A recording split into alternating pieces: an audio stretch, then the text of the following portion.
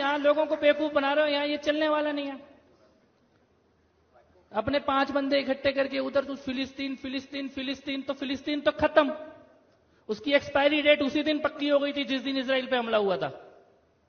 फिलिस्तीन की नहीं, लेकिन उसके आतंकवादियों की तो निश्चित हो गई थी। मैं ये कहना चाहता हूं यहां बैठे सभी लोगों से, जो इजराइल में हुआ क्या भारत में नहीं हुआ? भारत ने नहीं देखा वैसा हमला? कसाब आया था, क्या था वो दिन? मुंबई में कोई होटल में बैठा है, कोई रेस्टोरेंट में बैठा है, कोई स्टेशन पे है, वो सबको मार रहे, आंख मूंद के मार रहे। एग्जैक्टली वही हमला था जो हमास ने इजराइल में किया, वही भारत में हुआ। और एक बार नहीं हुआ, ये दिल्ली के कनॉट प्लेस में हुआ, लाजपत नगर में हुआ, सरोजनी नगर में हुआ, घंटाघर में हुआ, मुंबई में हुआ, पुणे जर्मनी बेकरी में हुआ, हैदराबाद की गलियों में हुआ, बेंगलोर की गलियों में हुआ, संकट मोचन हनुमान मंदिर, सब जगह हुआ। और हमारे देश में तो क्या हो गया था, वो बस में लिखा होता था अपनी सीट के नीचे देखिए कोई भी लवारिस वस्तु बम हो सकती है। तो तेरे प्रधानमंत्री की सीट के नीचे क्यों नहीं हो सकती थी? हमारे बच्चों की सीट के नीचे ही होती थी बस लवारिस वस्तु बम। आज क्यों नहीं हो रहा? वही सेना, वही पुलिस, वही एजेंसी, वही रॉ, वही गुप्तचर, वही सारा सिस्टम है, खाली एक नेतृत्व बदल गया। आज करके दिखा दे कोई दिल्ली में, मुंबई में, पुणे में। ये राष्ट्रवाद है। और मैं ये कहना चाहता हूं कि कोई गलतफहमी में मत रहना कि जो इजराइल में हुआ वो पहली बार हुआ या आखिरी बार हुआ। जिस दिन अयोध्या में, मथुरा में, काशी में मंदिर गिराए गए होंगे ना, उस दिन अयोध्या, मथुरा, काशी की गलियों ने वही आतंक देखा होगा जो इजराइल ने देखा था।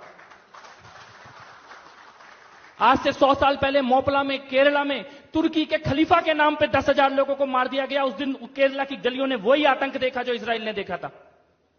डायरेक्ट एक्शन डे के दिन कोलकाता की गलियों ने वही आतंक देखा जो इजराइल ने देखा था। और 89-90 में कश्मीरी पंडितों ने वही आतंक देखा जो इजराइल ने देखा है। कोई यहां पे बैठ के अगर हमास के या फिलिस्तीन के साथ खड़ा हो रहा है ना, वो हमास या फिलिस्तीन के साथ खड़ा नहीं हो रहा, वो तुम्हें मारने और काटने वालों के साथ खड़ा हो रहा है। और ये बता रहा है कि जिस दिन तुम्हें मारा जाएगा उस दिन वो कहां खड़े होंगे। कोई गलतफहमी ना हो इस बात की, चाहे वो ओवैसी हो, चाहे वो कांग्रेस हो। कांग्रेस, ये जेएनयू के अंदर इन्होंने नारे लगाए हमास के समर्थन में, एएमयू में मार्च निकाला गया। मैं पूछता हूं, जिस दिन संसद पे हमला हुआ एएमयू ने मार्च निकाला था क्या? जिस दिन दिल्ली में बम ब्लास्ट हुए एएमयू में मार्च निकला था क्या? जेएनयू में मार्च निकला था क्या? कांग्रेस पार्टी ने कुर्ते फाड़े थे क्या? यानी देश के अंदर आतंकवादी हमले हुए तो इन्होंने कोई मार्च नहीं निकाला, किसी ने जेएनयू में, किसी ने एएमयू में, कोई वामपंथी, कोई कम्युनिस्ट नहीं निकला। लेकिन वो गजा में, वो फिलिस्तीन में आता, इजराइल बदला ले रहा है तो तुम्हारे कुर्ते फट रहे हैं।